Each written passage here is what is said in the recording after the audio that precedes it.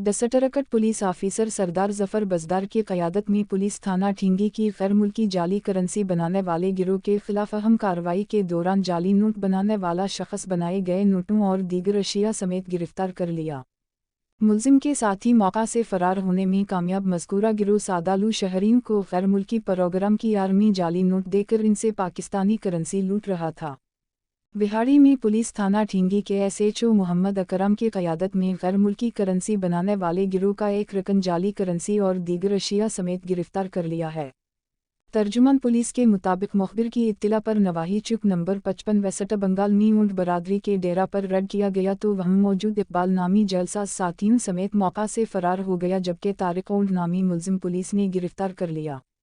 इनकी रिहाइशगाह से लैपटॉप और नोट बनाने में इस्तेमाल होने वाला सामान बरामद करके मुकदमा नंबर 37/23 दर्ज कर लिया गया है। इस सिलसिला में SHO थाना ठींगी का कहना है कि जुराइम के खिलाफ कानूनी कार्रवाई जारी रखेंगे, जबकि जलसाज ग्रुप के बेनकाब होने पर शहरियों और इलाका मकीनों ने पुलिस पार्टी को खराज तहसीन पेश किया है।